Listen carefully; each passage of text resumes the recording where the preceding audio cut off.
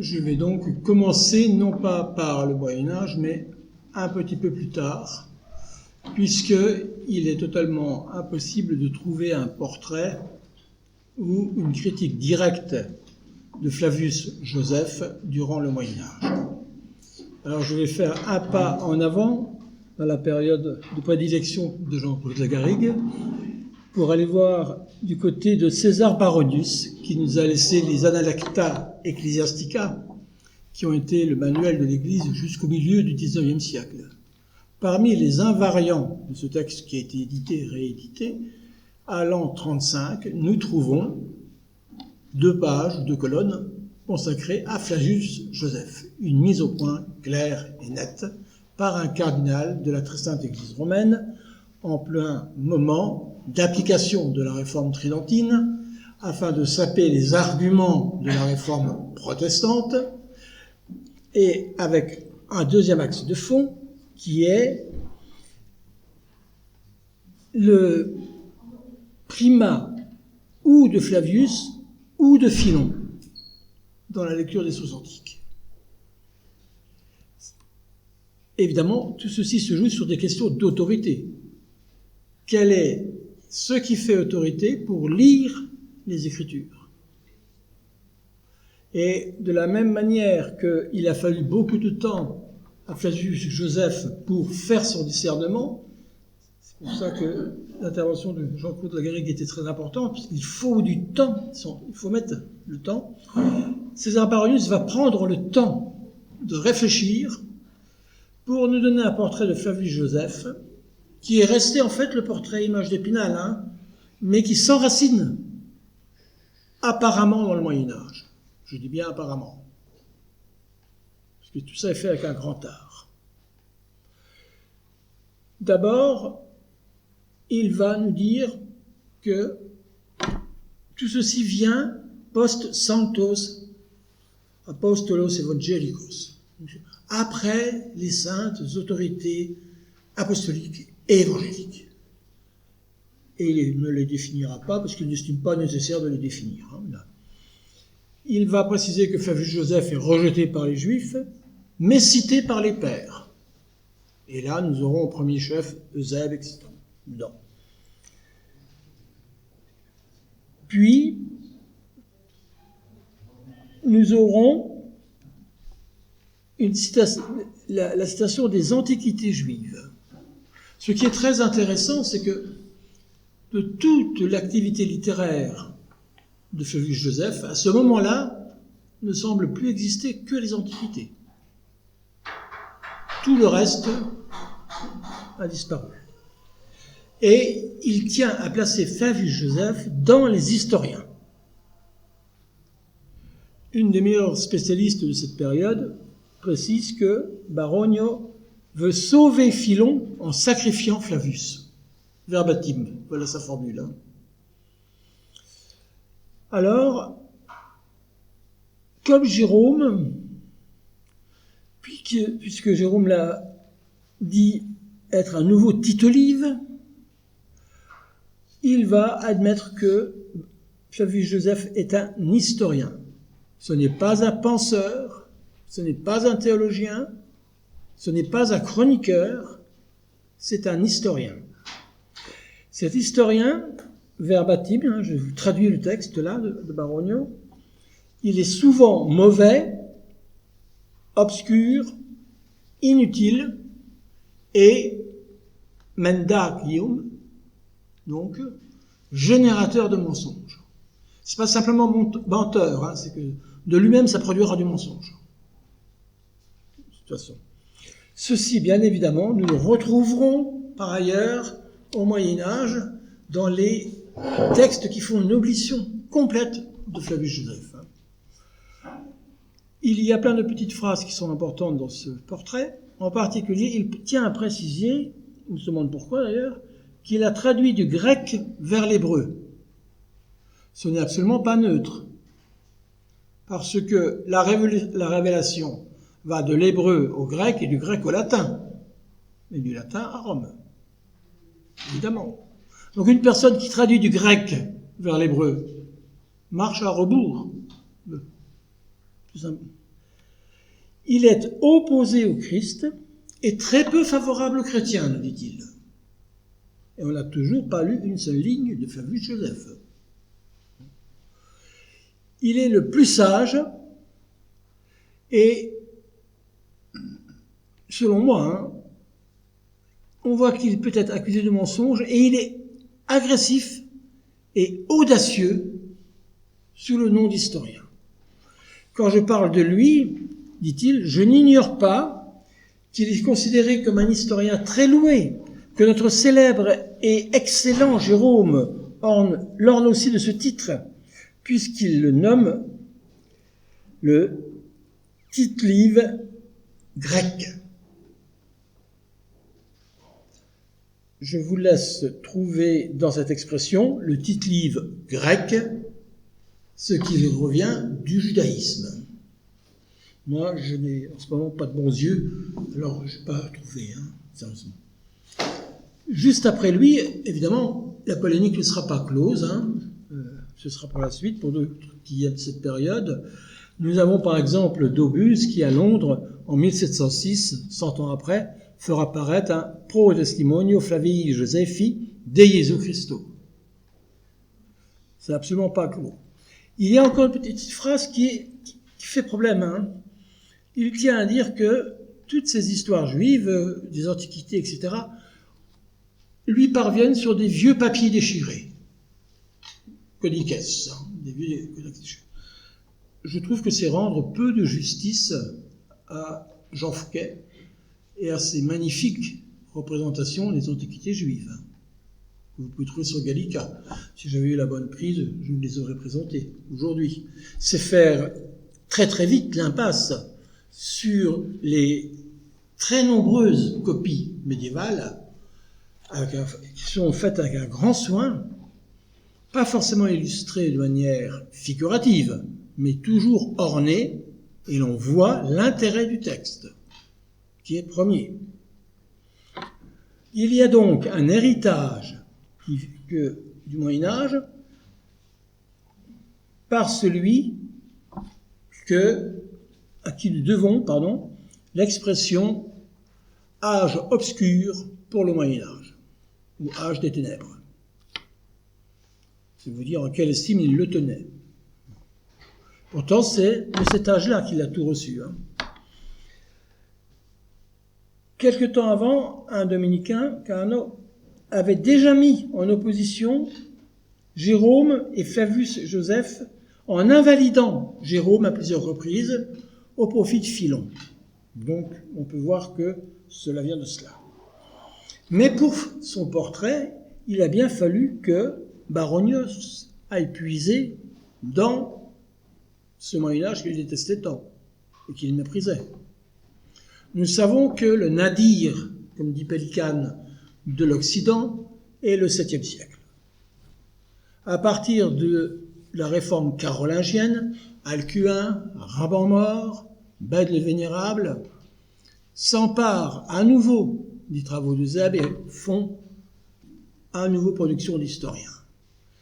Pierre Comestor, surnommé Comestor parce que c'est un dévoreur de livres, va à nouveau produire une histoire ecclésiastique avec à peu près les mêmes bases que Zeb au milieu du XIIe siècle. Mais ce n'est pas là que l'on trouve les choses les plus intéressantes sur Flavius Joseph. Là, ce que l'on va trouver, et qui peut un peu nous étonner, ce sont des références le plus souvent aux antiquités juives, sur les trois fils de Noé, par exemple, ou une précision sur les dominations des animaux par Adam, des tas de petits éléments qui ressemblent un peu à ce que l'on demande à des apocryphes, de boucher les trous du texte. Et Flavius Joseph, en fait, est témoin presque malgré lui. Parce que théologiquement, c'est là que se noue la chose, à partir du XIIe siècle, il ne suffit pas simplement d'être témoin des faits. Il faut témoigner du sens des faits. Or, Flavius Joseph n'a pas compris ce qu'il voyait, puisqu'il ne s'est pas converti. Il parle des chrétiens de façon extérieure, il était juif et il est resté juif. Il est, au XII, XIII et XIVe siècle, l'exemple même du juif d'un point de vue théologique. Je ne parle pas d'un point de vue politique. Je rappelle que les États pontificaux ont été les seuls à ne pas chasser les Juifs de leur royaume dans cette période. D'un point de vue théologique, les Juifs venus après le Christ sont des aveugles. Ils sont des aveugles parce qu'ils ne sont pas témoins de la vérité. Ils peuvent témoigner des faits, mais pas du sens des faits. Et beaucoup d'auteurs s'étonnent que les Juifs aient tout l'Ancien Testament, et à partir de cet Ancien Testament, en déduisent toute une tradition orale de commandements et de commentaires, au lieu d'en déduire une doctrine trinitaire. Donc Flavius Joseph va être mis plus ou moins sous silence, mais on va le retrouver dans des traités qui vont arriver à partir du XIIe siècle, qui sont des traités adversus Judaeos, au pluriel. Je vous alerte sur le pluriel. Il y a une grande différence entre une exposition sur le juif sous le régime de Vichy et une réflexion sur les juifs, sous-entendu la pensée des juifs, au XIIe siècle. Ce n'est pas du tout le même cadre. Joachim de Flore, qui était véritablement quelqu'un de très radical, n'acceptait dans ses sources aucun auteur qui ne soit baptisé. Donc,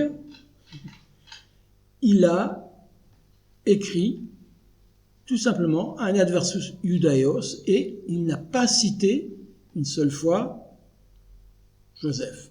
Pourtant, Joachim de Flore, vous le connaissez au moins d'oreille, il a décrit toute une histoire du salut et de l'humanité. C'est qu'aussi, à cette période, nous allons avoir une distinction littéraire qui nous paraît évidente, mais qui s'est seulement faite à ce moment-là. D'un côté, vous avez la chronique, qui, une fois réfléchie, va pouvoir devenir l'historia, qui sera officielle, qui est souvent écrite par les vainqueurs et par les rois, ou par les riches qui peuvent se le payer. D'un autre côté, nous aurons l'historia salutis, l'histoire du salut. L'histoire du salut ne prend pas les événements avec la même hiérarchie de valeurs. Ce qui est sans grande importance pour un historien peut être capital. Un crucifié en l'an 34, très honnêtement, ça ne vaut pas le détour. De la même manière, dans les textes évangéliques, un aveugle guéri dans les années 30 à Jéricho, honnêtement, est-ce que ça fait le 20 heures ? Il y a une autre hiérarchie des valeurs. Une autre. Et on en prend conscience à partir du XIIe siècle.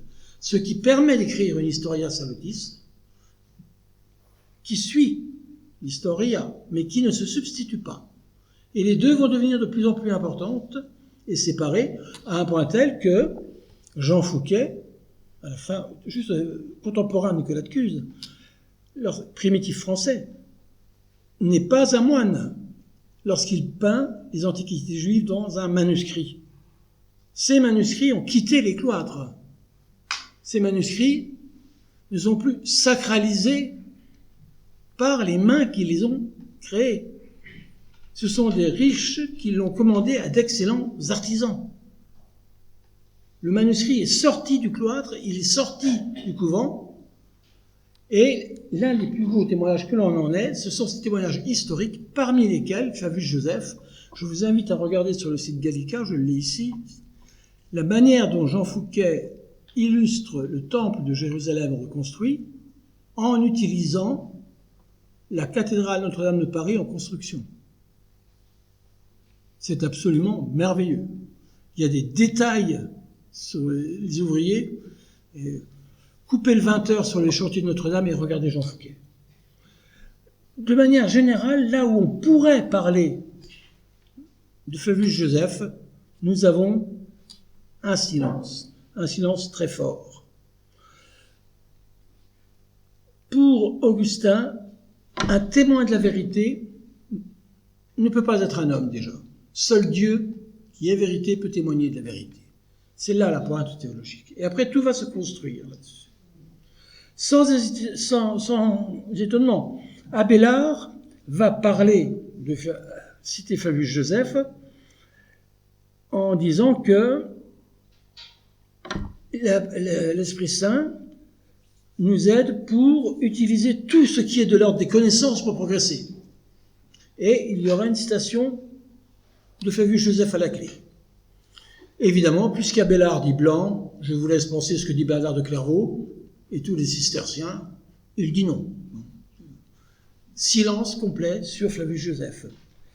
Et là, on commence à avoir la légende noire de l'antisémitisme cistercien. C'est pas du tout là la question. Ce n'est pas ça la question. Pour finir, nous allons avoir dans tout Thomas d'Aquin une seule citation des antiquités juives. Et encore, cette citation est dans la Catena Aurea et elle est reprise de la glose. C'est une citation d'une citation dans une catena. C'est en gros la troisième porte au bout du couloir après la remise. Pour l'importance. Mais nous aurons une personne qui va clore ce Moyen-Âge d'une façon admirable, et je vais vous lire ces quelques lignes. Je vous en donnerai le nom de l'auteur après. Cette personne dit, le titre, au sujet des témoignages des non-croyants. Alors, il en a déjà donné plusieurs. En 9e lieu, le témoignage de ceux qui sont à l'extérieur peut également être apporté, sous-entendu avec profit. Joseph, dans le livre 18 des Antiquités, donne un très beau témoignage sur le Christ, où il dit, entre autres choses écrites au sujet de Jésus, le Christ était ici, où il confessera également sa vraie doctrine et sa résurrection d'entre les morts.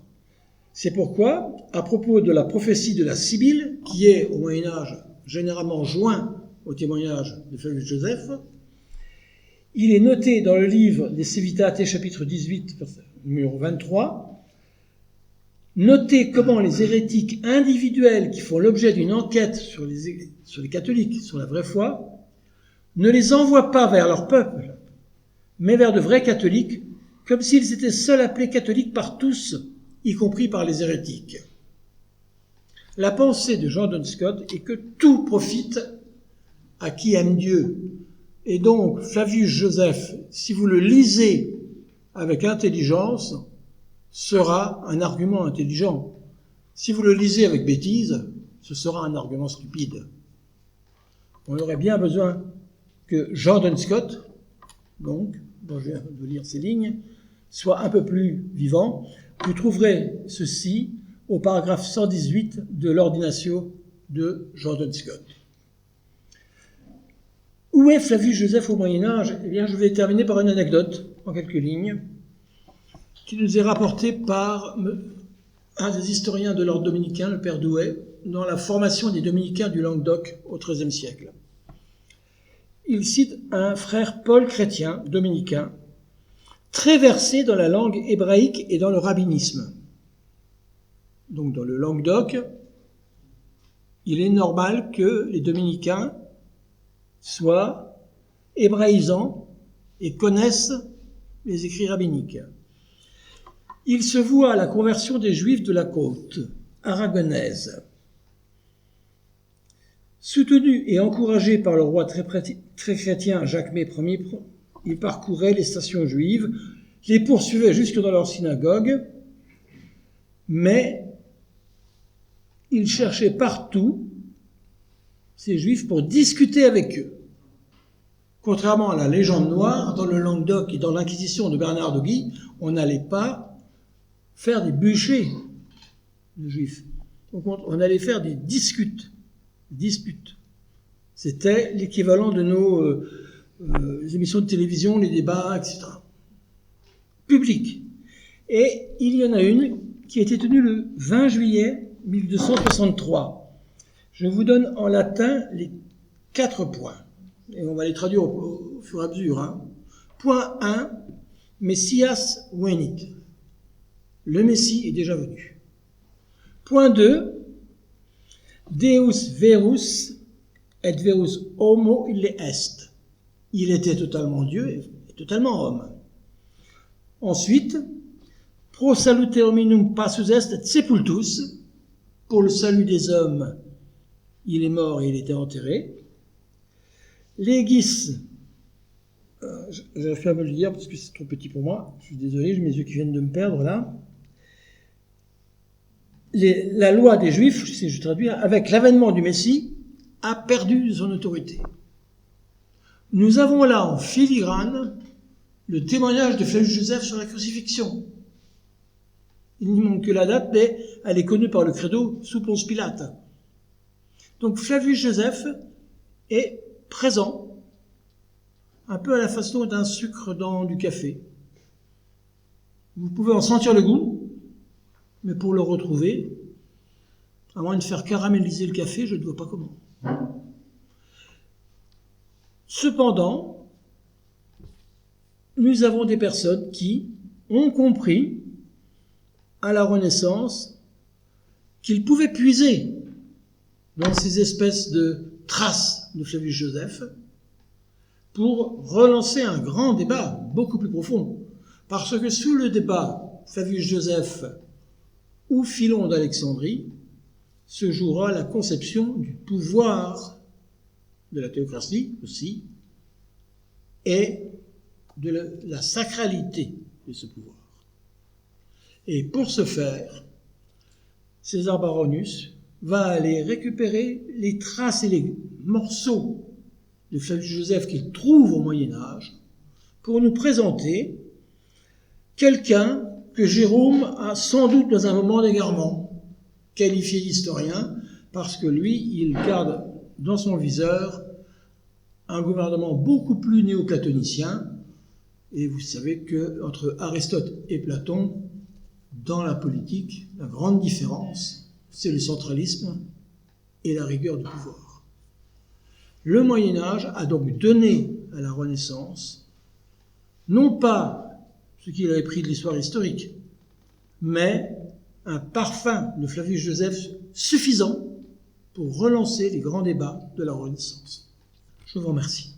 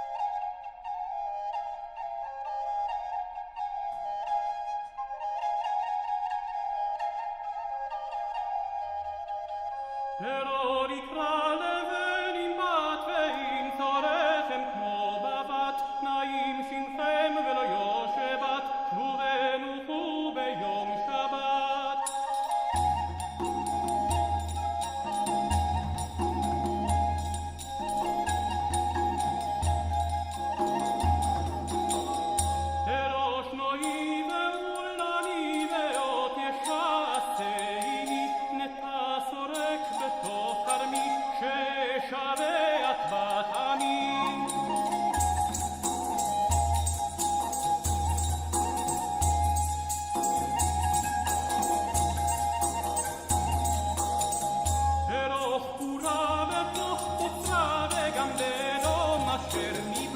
che zozzarai de a vera